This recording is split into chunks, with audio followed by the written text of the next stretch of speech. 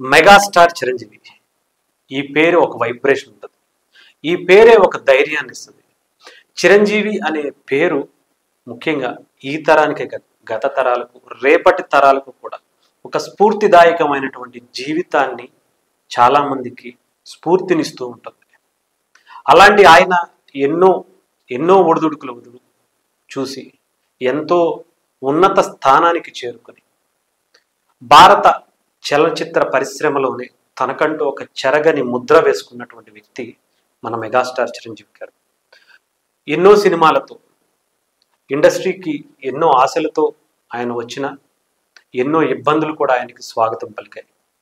అయినా కూడా ఆయనకంటూ ఎవరు సపోర్ట్ ఇవ్వకపోయినా కూడా ఒక కష్టజీవిగా స్వయం కృషితో ఎదిగిన వ్యక్తుల్లో ఆయన మొదటి వ్యక్తిగా ఉంటాం.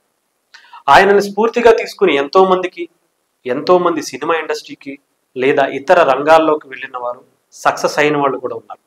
కానీ ముఖ్యంగా ఇప్పుడు మెగాస్టార్ చిరంజీవి గారిని కూడా కొంతమంది ట్రోల్ చేస్తున్న పరిస్థితి చూసాం. ఎందుకంటారు ఇది? అసలు ఎందుకని ఆయన్ని చేయాల్సినంత అవసరం వచ్చింది అంటే ఆయన చేసినటువంటి అనేక సేవా కార్యక్రమాలు, ఎంతో మందికి గుప్త దానాలు కావచ్చు, ఎంతో మందికి హెల్త్ ఇష్యూ ఉందంటే దానికి సంబంధించిన దానాలు కావచ్చు, బ్లడ్ బ్యాంక్ పెట్టి ఎంతో మందికి ప్రాణాలు కాపాడినటువంటి వ్యక్తి మెగాస్టార్ చిరంజీవి. ఆయనను ముఖ్యంగా ఇప్పుడు కొంతమంది ఆకతాయిలు సోషల్ మీడియాలో ట్రోల్స్ చేయటం అనేది నిజంగా బాధాకరం. ఎందుకు అంటే ఆయన రీసెంట్గా ఒక ఎయిర్పోర్ట్ నుంచి బయటకు వస్తూ కొంతమంది సెల్ఫీలు అడిగితే ఆయన వాళ్ళని తోసేశారని చెప్పేసి, వాళ్ళని నెట్టేశారు అని చెప్పి, ఎంత అహంకారం! మెగాస్టార్కి అభిమానులు అంటే ఎంత చులకన అని. ఎంతో మంది ఉన్నారు, చాలా మంది ఉన్నారు, వాళ్ళ పేర్లు కూడా అనవసరం. ఏం చేశారు అభిమానులకి? ఒక్క మెగాస్టార్ చిరంజీవి గారు మాత్రమే ఆయన అభిమానుల కోసం నిలబడి బ్లడ్ బ్యాంక్ పెట్టి, ఐ బ్యాంక్ పెట్టి, ఎన్నో సేవా కార్యక్రమాలు చేసి సినిమా ఇండస్ట్రీకి ఒక మూల స్తంభంలా నిలబడి సినిమా కార్మికుల తరపున ఎన్నో కోట్ల రూపాయలు ఆయన సొంత డబ్బులు ఇచ్చి కరోనా టైంలో వాళ్ళని ఆదుకున్న పరిస్థితి చూసాం. ఎంతో మంది అభిమానులకి హెల్త్ ఇష్యూస్ వస్తే వాళ్ళకి అండగా నిలబడి వాళ్ళ హెల్త్కి సంబంధించినటువంటి అనేక ఆర్థికంగా సహాయపడినటువంటి వ్యక్తి. నిన్న ఆయన ఎయిర్పోర్ట్ నుంచి వస్తా అది కూడా తోసేశారు అంటున్నారు. చాలా సింపుల్గా అతన్ని ఆయన మళ్ళీ వెనక్కి తిరిగి వస్తూ అతను అడ్డుగా ఉన్నారు, సెల్ఫీ తీసుకుంటున్నారని జస్ట్ ఇలా అన్నారు అంతే.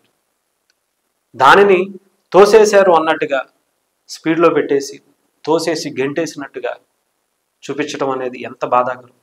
అసలు మనం ఎవరిని చేస్తున్నాం, ఎందుకు చేస్తున్నాం, ఆయన స్థాయి ఏంటి, ఆయన అలాంటి వ్యక్తా కాదు అనేది కూడా మనం కూడా చూసుకోవాలి.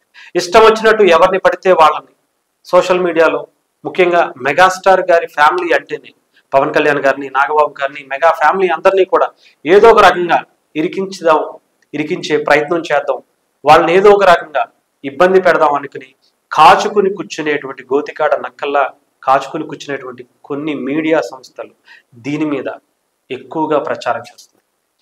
కానీ ప్రజలకు తెలియదా? ముఖ్యంగా చిరంజీవి గారి అభిమానులకు తెలియదా ఆయన స్థాయి ఏంటో, ఆయన ఎలాంటి వ్యక్తో, ఆయన ఎలాంటి వ్యక్తిత్వం ఉన్న మనిషి? ఆయన మీద ఇలాంటివి ఎన్ని ఇప్పటికే కొన్ని వందల వేల సార్లు ఆయన రాజకీయాల్లో ఉన్నప్పుడు, ఆయన సినిమాల్లోకి వచ్చినప్పుడు ఇలాంటివి ఎన్నో చూశారు. ఇప్పుడు అలాంటివి చేస్తున్నారు అంటే అలాంటి వ్యక్తికి ఇలాంటివి సర్వసాధారణం. ఎన్నోసార్లు ఎంతో మంది ఆయన అవమానిద్దాం, ఆయన పరపతిని దిగజారుద్దామని ప్రయత్నించిన వాళ్ళు. కానీ మనందరికీ తెలుసు ఆయన స్థాయి ఏంటో, ఆయన ఆలోచనలు ఏంటో, ఆయన వ్యక్తిత్వం ఏంటో మనకి పూర్తిగా తెలిసినటువంటి వ్యక్తులు. ఒక చిన్న స్థాయి నుంచి ఇప్పుడు ఒక మెగాస్టార్గా ప్రపంచం గుర్తింపు తెచ్చినటువంటి మెగా పవర్ స్టార్కి తండ్రిగా, ఆంధ్రప్రదేశ్ డిప్యూటీ సీఎం పవన్ కళ్యాణ్ గారికి అన్నగా, ఎంతో మందికి స్ఫూర్తినిచ్చి ఎంతో మంది హీరోలకు ఈరోజు తెలుగు సినిమా ఇండస్ట్రీలోనే కాదు అనేక రంగాల్లో ఆయన స్వయం కృషితో ఎదిగినటువంటి తీరే ముఖ్యంగా చాలామందికి మార్గదర్శకంగా నిలిచింది.